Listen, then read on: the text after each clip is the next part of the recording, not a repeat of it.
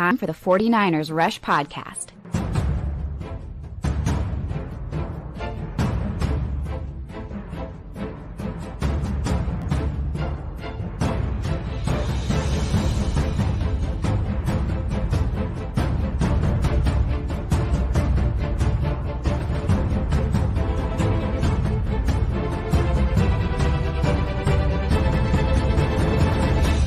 And here's your host, John Chapman. What is going on, faithful? It is absolutely incredible to be with you guys, even though the 49ers laid an egg today. Probably one of the worst times I've been to a game and felt empty inside. I don't want to talk about how much these tickets cost to enjoy this, but it was bad. Brock Purdy, 4 interceptions. And, that's not the only 4 interceptions we threw this game. Darnold even threw 1, so 5 total interceptions. I really feel like, and I want to say this, Clayton, I hope everybody hears me and tagged. I love Brock Purdy, and I'm so thankful he's our quarterback. I love Kyle Shanahan. I am so happy that he is our head coach. Having said those things, this was the worst Brock Purdy game that we have experienced, not even close. I would also argue, I think this is the worst Kyle Shanahan game that we have experienced, and it's not even close. The fact that, the opening drive, you come out, you don't run the ball one time. That's okay. There was not a running back behind the quarterback one time. And if you just look at, the last 6 games, when there's not one running back next to Brock Purdy or behind Brock Purdy, it's pick 6, it's interception, it's 3 and out, it's 3 and out, and it's a drive ending an interception. We have no successful offensive drives when there's not a running back there. And I'm sorry. I love Kyle. He's incredible, and I'm very thankful he's our head coach. Sometimes he just thinks he's smarter than everybody else. And when the 49ers are a one-dimensional football team, they're not a good football team. You can't run the ball effectively. And here's what's crazy. We averaged 6.7 yards per carry on the run tonight. We didn't even run the ball 15 times. And so you miss out on what makes the 49ers special. And this was the number 1 AFC team, the number 1 NFC team, 3 MVPs. Lamar Jackson's going to be the MVP favorite after this, but he probably shouldn't be. It should be freaking Christian McCaffrey.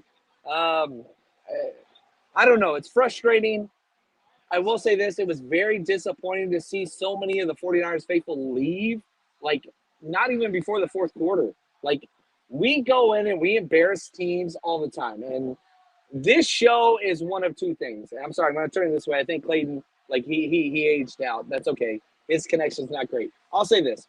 This show is one of 2 things. It's a celebration or it's a therapy session, okay? Today, obviously, is going to be a therapy session. It's Christmas. Chapman's going to give you a hug. I'm going to help you out. Look, the 49ers are not the best team in the NFL. I hate to say that. The Ravens are. They answered that completely. The best news about that is we don't have an opportunity to play the Ravens, and I say opportunity, until the Super Bowl. The NFC is dog trash. The Eagles are terrible. The Cowboys are terrible. And we got a taste of what they went through against the 49ers today. This is awful. There was one point where I said, man, is this what the Eagles and the Cowboys felt like?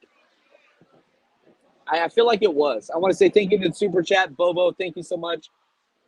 Why can't brilliant Kyle ever coach from behind? That dude abandoned the run on the first opening drive.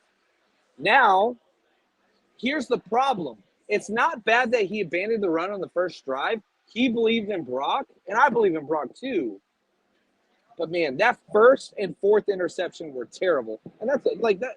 When you put that phrase just fourth interception was terrible, the second and third interceptions were just wild. The first one was his worst one. The fourth one was awful. But the second and third one were just whatever. But it doesn't matter. You're playing against a great defense. At some point, you just got to run the fucking ball. And Kyle Shanahan refused to do so. You averaged 6.7 yards per rush. And you quit. Christian McCaffrey had an opportunity to show everybody that he was the MVP, and Kyle Shanahan took it away from him. Now, that's not me saying Kyle shouldn't be our head coach, or I am mad at Kyle, but I love Kyle. If I could have one head coach in the NFL, it'd be him. However, this game's on him. I put this game on him way more than I do on Brock Purdy. Brock Purdy finally laid an egg. It was terrible. In fact, whenever he went into the blue tent, Sam Darnold came out and looked way better. But you also saw what Sam Darnold was. He's a one-read quarterback, and when the first read's not there, it gets bad. You saw in the sack. You saw in the interception. I get that. You've got to stick with Purdy. You've got to stick with Purdy. This is not a quarterback dilemma, and it's not even close to that.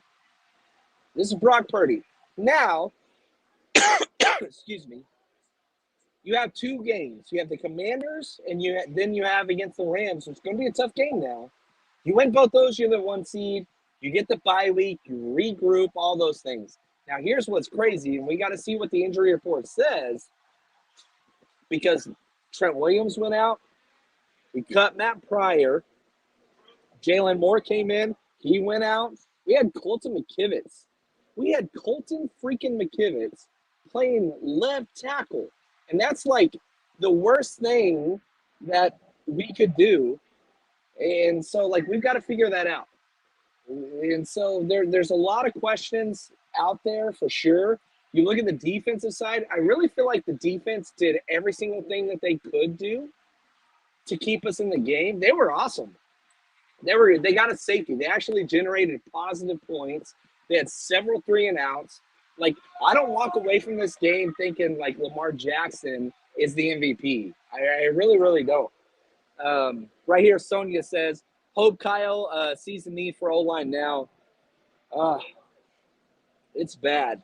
And it's not so much that the offensive line is bad. It's just you took away their strength. You forced them to just do pass pro with no run threat whatsoever. Like, Miami came out and showed the world, like, that pre-snap motion with the shuffle and all that stuff.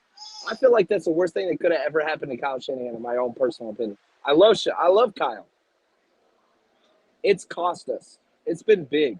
And then you, like, defensively, Steve Wilks, excuse me, Steve Wilks did every single thing that he could do to keep us in the game, except one thing. The entire Ravens offense was based on one player. They're freaking Zay Flowers rookie, number 4, and we never figured it out. We couldn't, like, we're a zone-based defense, and I understand that, but there should be an alert for where number 4 goes, because it was him, and that was it. We never figured it out. This game hurts. The Niners left so much out there, and you almost caught up at the end, but you dug yourself such a big hole. It cost us huge. Smoking Niner guy right here. Thank you, Kenneth. He says, everybody needs to relax. In this game, everything that could go wrong went wrong. You're right. Moving forward, we'll be better. Good wake-up call. I'll say this. The Niners are a top 3 team in the NFL, and I don't think it's close. I'd argue we're top 2. We could be top 1. I really hope we get to play the Ravens again. I really, really do. If Brock Purdy doesn't lay an egg, if Kyle Shanahan sticks with the run game, this would have been different, but it's not. So we got to deal with that. So we're going to call out. I'm here with my family. It's been awesome. It's been a great Christmas. My son's first game in Levi's, my oldest son. I hate that it went the way that it did, but we just keep grinding. I appreciate you guys. I love you guys. And as always, we're going to be breaking down stuff all week. You are the absolute best. And I end every single show the same way. This is what we do. We are different than other fan bases. Why? Because we stay faithful. Love you guys. And as always, stay faithful, my friends.